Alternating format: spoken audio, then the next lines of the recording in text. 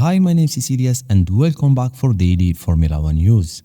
Red Bull 2024 season has hit surprise low on the fastest team by far at the start of the season. They now find themselves slipping to what is almost the fourth fastest position. The team are facing enormous challenges and unfortunately for them, a solution doesn't seem to be on the horizon anytime soon. But how did such an experienced team manage to turn the initial most dominant car in F1 again this season and to the monster that Max Verstappen has called it? Red Bull dominance dates back to early 2022 when the FIA changed the regulation and introduced a new philosophy of generating downforce through ground effect. While other teams struggled with porpoising and various design issues, Red Bull was already several steps ahead. Much of this success is owed to their lead designer Newey, who had previous experience working with ground effect cars. His knowledge allowed the team to foresee potential issues and design a car that didn't suffer from them.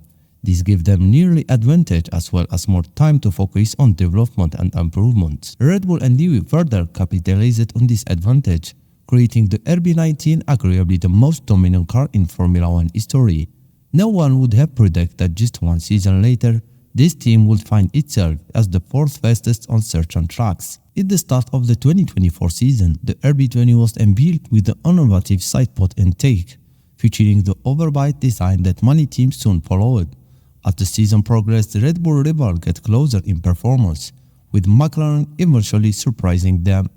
The turning point was the Miami GP, where McLaren introduced the biggest upgrade of the season. Despite Red Bull's claim to the contrary, it is difficult to dismiss that the departure of Newey has played a role in the continued downturn. Newey wasn't just a regular engineer. He had deep understanding of drivers and could translate their feedback into technical changes. He also played a crucial role in adjusting the car balance, a part of the car where Red Bull is now struggling more than ever, since the introduction of new generation of cars. After Miami, Red Bull's performance dominance officially vanished. Although Max Verstappen won several races after that, they had worked much harder for this victory. In Imola, Monaco and Canada, the RB20 struggled due to the pronounced curves at the circuits, which interfered with car's optimal ride height.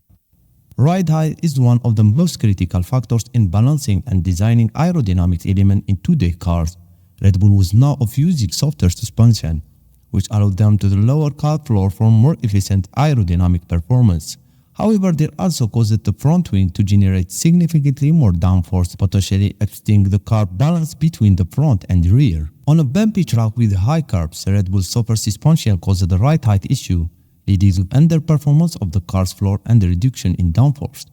Max managed to secure victories in Imola and Canada, the latter largely thanks to some good fortune, while in Spain, the flat nature of the circuit helped them avoid the ride height problems. However, after Barcelona, which marks Max's last win for now, Red Bull entered the rough period. Mercedes had re-entered the competition, and the RB20 balance issue became more pronounced. Weakness in slow and medium speed corners grew more evident. The team even tested older Pro version in practice session, but with little success. In Hungary, Red Bull introduced a major upgrade package, hoping to resolve their problems. They completely redesigned the engine cover and sidepod geometry. The main goal of this update was to adapt to high downforce hankering and improve the car balance by removing the shoulders of the car. More airflow reached to the rear wing, generating additional downforce at high speed. This aimed to balance the downforce generated by the front wing and improve stability. To make this effect efficient as possible, the front wing was also redesigned. But the upgrade didn't show any notable improvement on the track. In fact, it seems Red Bull became even worse, especially after the Monza race. Monza was the team's worst race so far. Max visibly extracted everything possible from the car but could only manage a P6 finish. The pace during both the race and qualifying was, to say the least, disappointing.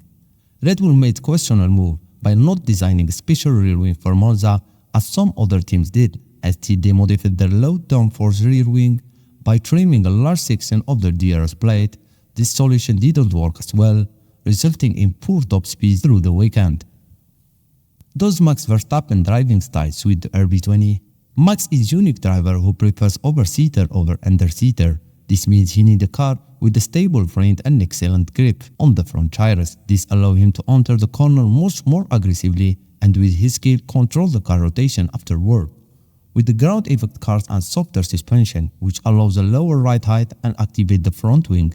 Red Bull had created a platform that gave Verstappen exactly that he needed to get the most out of the car. Of course, a driver of max caliber can adapt to different conditions, but the results won't be the same.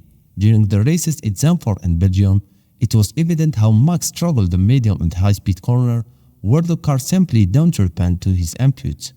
Severe understeer caused by poor balance made things even more difficult for him. A driver can quickly lose confidence in the car under such conditions, making it hard to extract the maximum from it. Manuel McLaren is just 8 points behind Red Bull and currently look like the favorite to win the Constructors' Championship. Ferrari too is within striking distance and could also challenge Red Bull in their struggle continue. Don't miss subscribe and share your reaction about Red Bull struggling.